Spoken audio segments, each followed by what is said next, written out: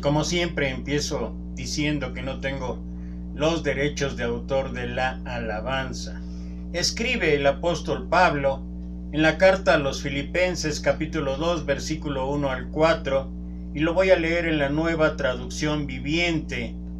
¿Hay algún estímulo en pertenecer a Cristo?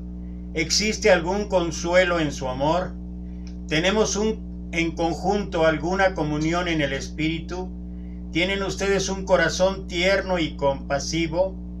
Entonces, háganme verdaderamente feliz, poniéndose de acuerdo de todo corazón entre ustedes, amándose unos a otros y trabajando juntos con un mismo pensamiento y un mismo propósito.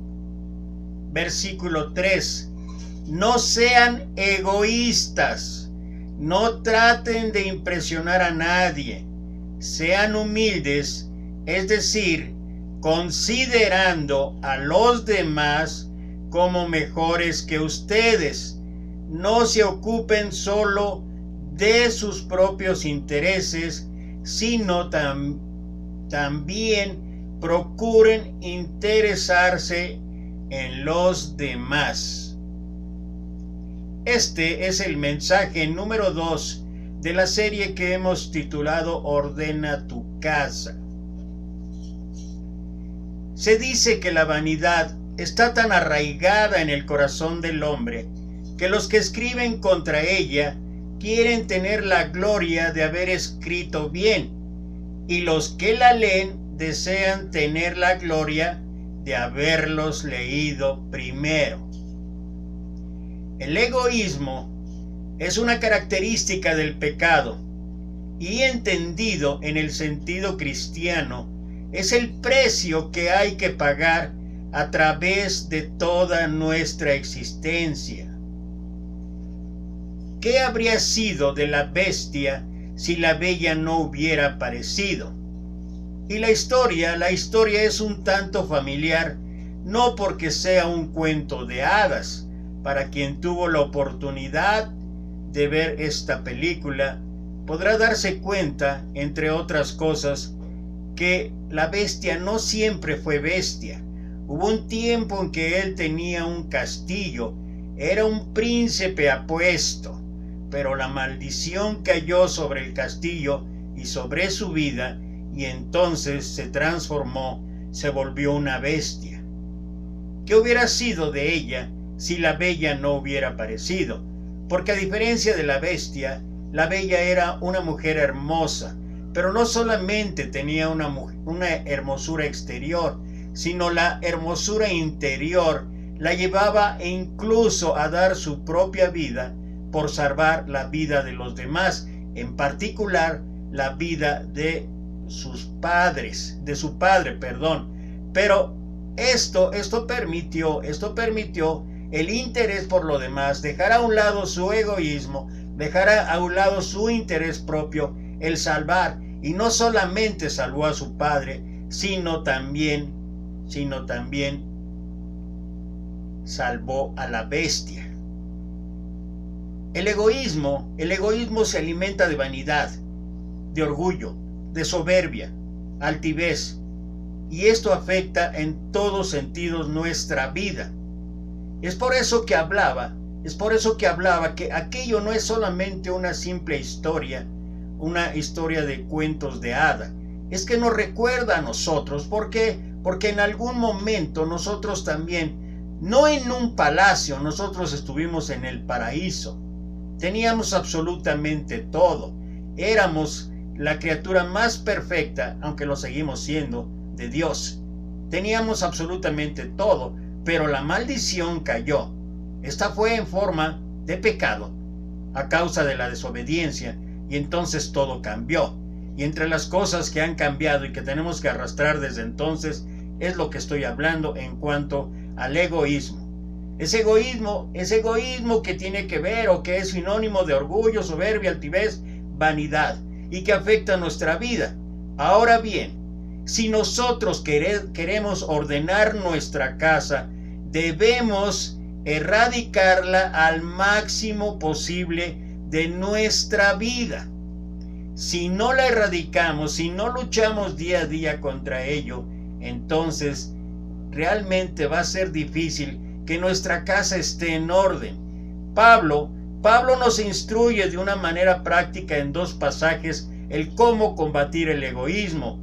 El primero que ya leímos al inicio, habla de quitar en específico el egoísmo a través del servicio a los demás. Particularmente debemos notar los versículos 3 y 4, donde en la traducción que leímos dice: no sean específicamente egoístas, no sean egoístas, no traten de impresionar a nadie, sean humildes, es decir, considerando a los demás como mejores que ustedes. No se ocupen solo de sus propios intereses, sino también procuren interesarse en los demás. Y esto es algo realmente de poner en práctica, de llevar a cabo en nuestra vida. Pero eso es lo que Pablo habla en cuanto a la manera más práctica de quitar el egoísmo de nosotros. Debemos primeramente considerar a los demás mejores que nosotros. Ahora, el llevar a cabo esto de manera práctica en nuestra vida requiere en gran manera sacrificio.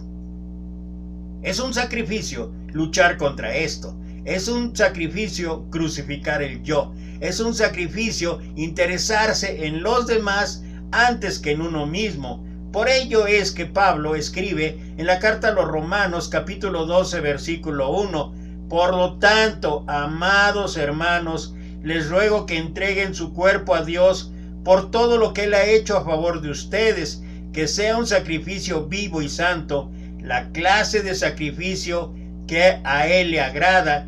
Esa es la verdadera forma de adorarlo. Lo leí también en la Nueva Traducción Viviente. Requerimos un sacrificio. Sobra decir que poner a otros por encima de nosotros requiere un verdadero sacrificio. Requiere que verdaderamente haya un cambio total en nuestra vida, que intentemos a cada momento. Allá en lo que escribió Pablo en Filipenses, que leímos del 1 al 4, enseguida él pone el máximo ejemplo de cómo lograr esto. Y el versículo 5 empieza hablando acerca de ese máximo ejemplo en la vida de Jesús. Haya pues en vosotros el mismo sentir que hubo en nuestro Señor Jesucristo, el cual siendo igual a Dios, no estimó como cosa a que aferrarse, sino que se despojó. Y eso es lo que nosotros deberíamos estar haciendo. Ahora bien, Pablo exhorta a que presentemos nuestros cuerpos como un sacrificio vivo. Las palabras cuerpos y vivo enfatizan que Pablo se refiere a acciones prácticas en el mundo de la vida cristiana, de la vida cotidiana y el trabajo.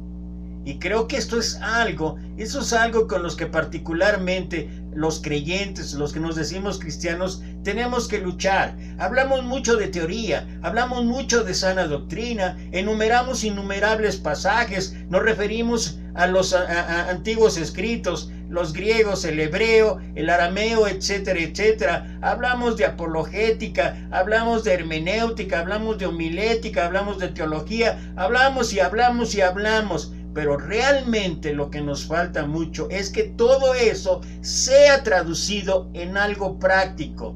Y esto es lo que Pablo enfatiza en esto. El práctica en el mundo de la vida cristiana cotidiana y el trabajo.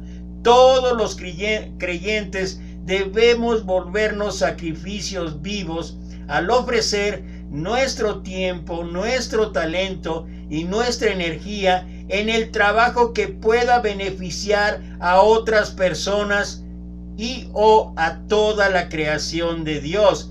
Podemos ofrecer un sacrificio vivo en cada momento de la vida en el que estemos despiertos.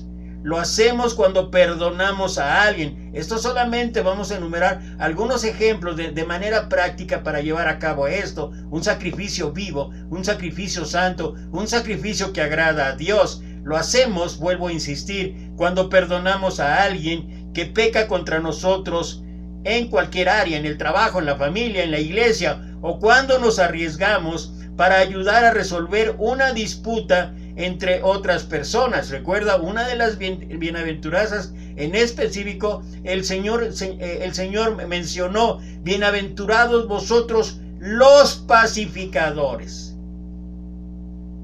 Estamos llevados a ayudar a resolver una disputa entre otras personas. Ofrecemos un sacrificio vivo cuando renunciamos al uso insostenible de los recursos de la tierra en busca de nuestra propia comunidad. Esto es parte de la responsabilidad que debemos tener. Esto es parte también. Al final de cuentas, la creación es de Dios y nosotros estamos puestos en este mundo, en esta vida, para cuidar de ello también. Ofrecemos un sacrificio vivo cuando tomamos un empleo menos que satisfactorio, porque para nosotros es más importante sustentar a nuestra familia que encontrar el trabajo perfecto. Nos convertimos en sacrificios vivos cuando dejamos una buena posición para que nuestro cónyuge pueda aceptar el trabajo de sus sueños en otra ciudad. Menciono otra vez, solamente estoy llevando a cabo algunos ejemplos de cómo ser un sacrificio vivo de una manera práctica. Nos convertimos en sacrificios vivos cuando, como jefes, asumimos la culpa por el error que un subordinado comete en su trabajo. Somos un sacrificio vivo cuando nos esforzamos en trabajar arduamente y de manera participativa en la congregación o en la iglesia donde nos reunimos. Ahora, podemos entender que para dar culto y servir a Dios tenemos que experimentar un cambio no de aspecto, sino un cambio de carácter. ¿Cómo se logra esto? Bueno, nosotros, aquellos que nos decimos cristianos, estamos o deberíamos estar en constante cambio en nuestro carácter.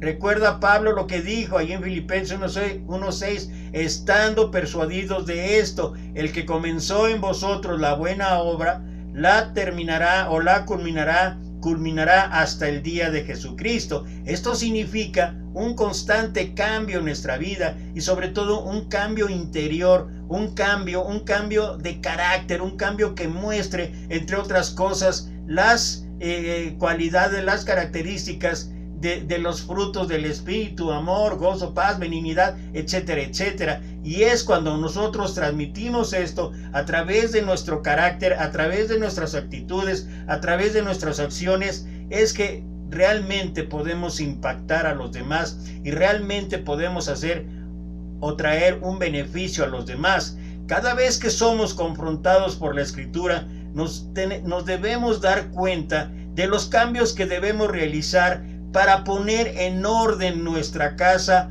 o nuestra vida. No alteramos nuestro aspecto, pero sí alteramos nuestra forma de vivir.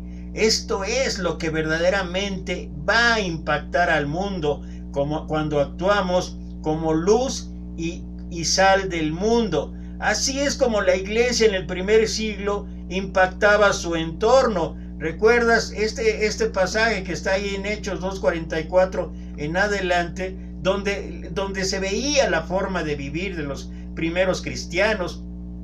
Estaban juntos, compartían para sus necesidades, eran capaces de verse unos a los otros, estaban unánimes, perseverando en el templo, en las oraciones, en la doctrina de los apóstoles, y como consecuencia, dice ahí en el versículo 47 en específico, el Señor añadía cada día a la iglesia a los que habían de ser salvos. No era más que una consecuencia de la actitud, no era más que una consecuencia de las acciones, de ver que era un sentir diferente, era un pueblo que quería tener una relación personal con Dios. Hoy la cultura nos ha impactado de tal manera que pareciera ser que esto no es posible. Tal vez por eso hacemos tanto énfasis a que el domingo y el domingo y el domingo y el domingo, y pareciera ser que con estar juntos el domingo, con eso vamos a impactar al mundo. Pareciera ser que el llegar con nuestra Biblia al lugar de reunión el domingo, con eso ya la gente se va a impactar, y con eso ya la gente va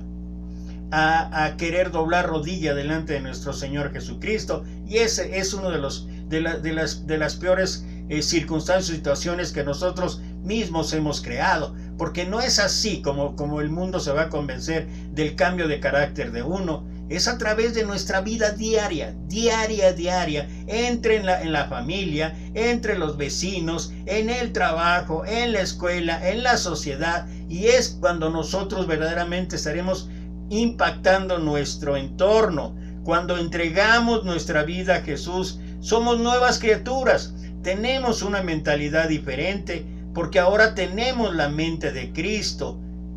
Cuando Jesús llega a ser el centro de nuestras vidas, es cuando podemos presentarle a Dios un culto verdadero, un culto agradable a Dios. Este culto verdadero consiste en entregarle cada segundo de nuestras vidas a Dios, y no solamente, vuelvo a insistir, unas horas el domingo.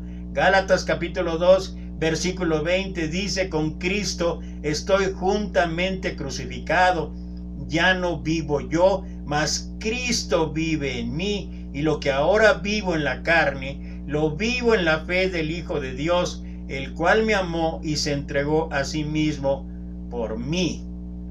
El transitar por un camino seguro para el creyente nos ayuda a ordenar nuestra vida en perspectiva con Dios y con los demás. La clave para un correcto crecimiento de cada cristiano, de cada creyente, es dedicarse a Dios por completo cada día. La verdadera dedicación a Dios podría constar entre otros de 3 pasos. En todas sus cartas, Pablo concluye siempre con una lista de deberes prácticos. Esto es lo que nosotros debemos no solamente aprender, sino poner en práctica. Pablo lo dice, lo habla ahí en sus cartas. Deberes prácticos que están basados en la doctrina de Dios que él frecuentemente estaba presentando.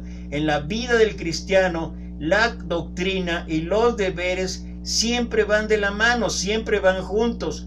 Lo que creemos ayuda a determinar cómo nos comportamos. No es suficiente para nosotros entender las explicaciones de las doctrinas que nos da Pablo. Debemos traducir nuestro aprendizaje en vida y mostrarlo en nuestro diario vivir, en donde resulta que confiamos verdaderamente en la palabra de Dios.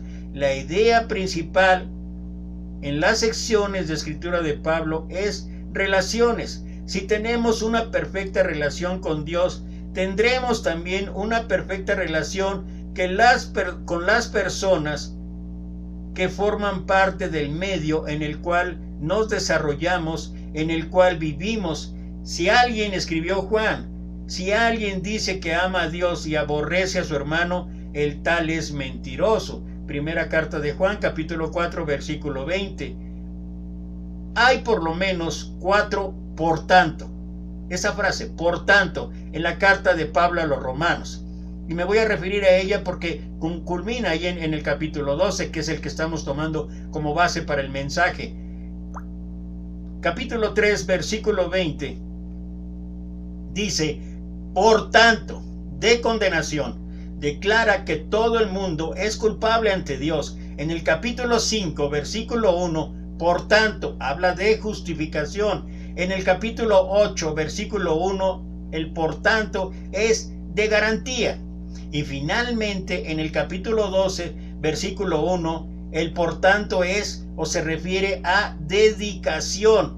Esta dedicación o esta consagración, si queremos encontrar un sinónimo de la palabra, es la base para las relaciones que Pablo explica en esta sección. ¿Cuál es esta verdadera dedicación o cuál es esta verdadera consagración? Como Pablo la describe aquí, la dedicación o consagración cristiana involucra, entre otras cosas, 3 pasos.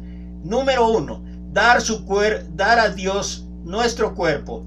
Antes de creer en Cristo, usamos nuestro cuerpo para cometer toda clase de pecado. Pero ahora que le pertenecemos a Dios, debemos usar nuestro cuerpo para la gloria de Él, para gloria de Dios. El cuerpo del creyente, hay que recordar, es el templo del Espíritu Santo. Eso es lo que habla Pablo en la primera carta a los Corintios, capítulo 6, versículos 19 y 20. Ya que el Espíritu de Dios mora en vosotros, según Romanos 8:9, es nuestro privilegio glorificar a Cristo en nuestro cuerpo y magnificar a Cristo con nuestro cuerpo. Así como Cristo tuvo que llevar sobre sí mismo un cuerpo para cumplir la voluntad de su Padre sobre la tierra, asimismo debemos ceder nuestros cuerpos a Cristo para que pueda continuar la obra de Dios a través de nosotros. Debemos ceder los miembros de nuestro cuerpo como instrumentos de justicia para que el Espíritu Santo los use en el trabajo de Dios. Hay que recordar que allá en el Antiguo Testamento los sacrificios fueron sacrificios de muerte, pero ahora nosotros estamos dispuestos a hacer sacrificios pero vivos. Hay 2 sacrificios vivos en la Biblia que nos ayudan o que nos van a ayudar a entender lo que esto significa. El primero está allá en el libro de Génesis, en Génesis capítulo 22, a través del ejemplo de Isaac. El segundo es nuestro Señor Jesucristo. Isaac fue puesto en el altar y estaba dispuesto a morir en obediencia a la voluntad de Dios, pero Dios envió un cordero para reemplazar a Isaac. Isaac murió de todas maneras en un sentido. Él murió a sí mismo, se paró allí en el altar para cumplir lo que Dios quería. Cuando él se bajó del altar, Isaac fue entonces un sacrificio vivo para la gloria de Dios. Por supuesto, Jesucristo es la ilustración perfecta de un sacrificio vivo, ya que Él realmente murió como sacrificio en obediencia a la voluntad de su Padre, pero Él resucitó y ahora Él está en el cielo como un sacrificio vivo, llevando en su cuerpo las marcas del Calvario. Es por ello que Él es nuestro sumo sacerdote en donde podemos acudir para hallar el oportuno socorro, según Hebreos 4:14 al 16, ante el trono de Dios. El verbo presentar en este versículo significa presentar una sola vez para siempre e indica un compromiso definitivo del cuerpo de Dios, así como el novio y la novia en su día de boda se comprometen el uno con el otro. Así, este compromiso de presentarse es solo una vez y para siempre determina lo que cada uno tiene que hacer con sus cuerpos. Pablo nos da 2 razones para este compromiso. Primero, esta es la respuesta correcta a todo lo que Dios ha hecho por nosotros. Recuerda que es así como empieza el versículo 1 de Romanos 12. Os ruego por las misericordias de Dios. ¿Y cuántos o todos nosotros podemos hablar de cuántas misericordias a través de toda nuestra vida ha tenido Dios para con nosotros? No nos cansaríamos de enumerar todo lo compasivo, todo lo misericordioso que ha sido Dios con cada uno. Cada uno tiene que responder a eso. Pero en mi caso yo puedo decir que Dios ha tenido demasiada misericordia de mí. Pero número 2, este compromiso es nuestro culto racional. Es lo que acaba diciendo ahí el versículo 1, o nuestra alabanza espiritual. Esto debe significar que cada día es una experiencia de alabanza al ceder nuestro cuerpo para Dios. Dar a Dios nuestra mente. El mundo quiere controlar nuestra mente, pero Dios desea transformar nuestra mente. Es así que lo describe en la carta a los Efesios capítulo 4 a partir del versículo 17, donde enumera Pablo toda esa transformación que debe ocurrir con nosotros, del mismo modo que lo habla en Colosenses capítulo 3 versículo 1 en adelante, particularmente hasta el 11. Esta palabra transformar es la misma que transfigurar, usada allá en Mateo 17:2, donde se narra la experiencia de la transfiguración con los discípulos. De aquí han sacado la palabra metamorfosis. Eso describe un cambio desde dentro. El mundo quiere cambiar nuestra mente y lo logra en muchas ocasiones, y pareciera ser que esto no es significativo, pero sí lo es, porque nosotros a veces quedamos inmersos en todo aquello que produce alrededor de nuestra vida el enemigo, a través de redes sociales, a través de series de televisión, a través de películas, a través de un montonal de cosas. Pero lo cierto es que si no tenemos cuidado, cuando menos nos damos cuenta ya estamos inmersos y ya estamos pensando en muchas ocasiones como piensa el mundo. Esa es la presión que el mundo ejerce desde el exterior, pero el Espíritu Santo nos permite cambiar nuestra mente, liberando el poder desde dentro. Si el mundo controla tu pensamiento, tú has sido conformado a él. Si Dios controla nuestro pensamiento, entonces podemos hablar de transformación. Dios transforma nuestra mente y nos hace de temple espiritual mediante el uso y acción de su palabra. Así como podemos invertir tiempo en meditar en la palabra de Dios, memorizarla y hacerla parte de nuestro interior, Dios gradualmente nos va a hacer una mente más espiritual. Es lo que Pablo habla con referencia al tipo de mente que tenemos ahora, ahí en la segunda carta a los Corintios capítulo 3 versículo 18. Dar nuestra voluntad. Su mente controla su cuerpo y su voluntad controla su mente. Mucha gente cree que controla su voluntad mediante la fuerza de voluntad, y no es así que mucha gente expresa. Incluso a veces entre nosotros los cristianos o los que ya conocemos la palabra de Dios, hay ocasiones en que decimos necesitamos fuerza de voluntad. Se nos olvida que todo esto viene de Dios. Filipenses 2:13 dice: porque Dios es el que produce en vosotros así el querer como el hacer por su buena voluntad. Y cuando no lo hacemos de esa manera, usualmente llegamos al fracaso. Esto es la experiencia que narra el apóstol Pablo ahí en la carta a los Romanos capítulo 7 del 15 al 21, cuando entre otras cosas empieza diciendo: no entiendo lo que hago, pues no hago lo que quiero, sino lo que aborrezco, eso es lo que hago. Y esta es la lucha entre la carne y el espíritu. La carne totalmente influenciada en la mente por este mundo, por las cosas de esta vida, y el espíritu, que es el poder que nos da Dios para salir avante en todo esto. Es solamente cuando cedemos nuestra voluntad a Dios que su poder puede tomar el control y darnos la fuerza que necesitamos para ser cristianos victoriosos. Rendimos nuestra voluntad a Dios a través de una oración disciplinada. Tanto como usemos el tiempo en oración, tanto rendimos nuestra voluntad a Dios en oración. no mi voluntad, sino la tuya sea hecha. ¿Recuerdas? Allá en Getsemaní, debemos orar por todo y dejar que Dios nos guíe en todo. Para tener una relación correcta con Dios, debemos empezar el día dejando a Dios nuestro cuerpo, nuestra mente, nuestra alma y nuestro espíritu. Porque cuando nosotros lo hacemos de esa manera, entonces el siguiente paso es que esto lo podemos transmitir hacia los demás. Por eso el Señor resumió en 2 mandamientos la ley y los profetas. Y esos 2 mandamientos nos indican el orden correcto. Amarás a Dios, dice el primero, con todo tu corazón, con toda tu alma, con toda tu mente. Y dijo, y el segundo es similar a esto, amarás a tu prójimo como a ti mismo. Aquí no son matemáticas, aquí no es como el mundo piensa, aquí no es como la ciencia nos ha enseñado. El orden de los factores no altera el producto total, aquí sí se altera.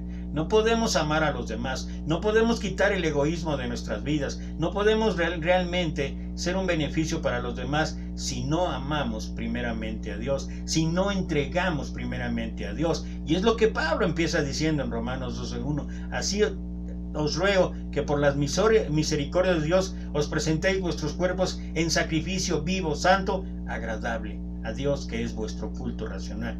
Y cuando lo hacemos de esa manera, entonces estamos preparados, entonces estamos listos para el siguiente paso. El siguiente paso, ¿cuál es? Quitamos el egoísmo y entonces sí, vemos por los intereses de los demás. Eso significa ordenar nuestra casa en ese sentido. Y finalmente, para terminar el mensaje, comparto esta reflexión con todos los créditos para el autor.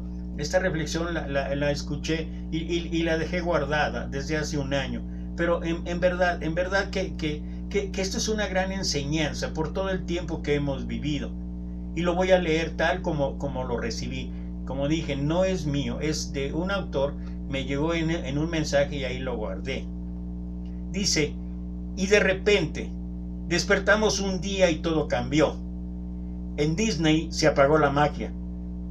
La muralla china no era tan fuerte y ahora Nueva York sí duerme y ningún camino quiere conducir a Roma. Un virus se corona como dueño del mundo y nos dimos cuenta de nuestra fragilidad. No sabemos si el daño es a propósito o irresponsabilidad de nosotros mismos, pero la amenaza está ahí cada día más fuerte. Ya los memes no causan tanta risa y los abrazos y los besos se transformaron en armas peligrosas, y la escasez de productos nos demuestran una vez más, escucha esto, lo egoísta que somos. Tan egoístas que decimos, no hay problema, este virus solo se lleva a los ancianos, a los viejitos, a los de la tercera edad. Como si no tuviéramos a nuestros padres o como si no fuéramos a llegar nunca ahí.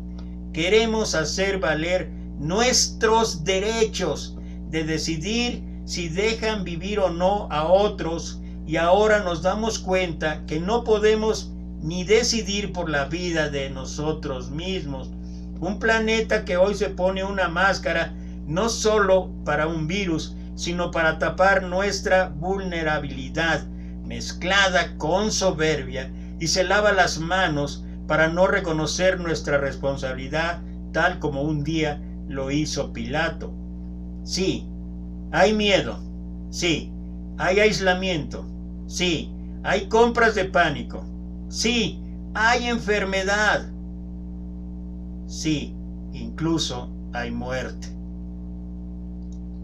Pero dicen que en Wuhan, después de tantos años de ruido, puedes escuchar a los pájaros de nuevo. Dicen que después de unas pocas semanas de silencio, el cielo ya no está lleno de humos, pero azul, gris y claro.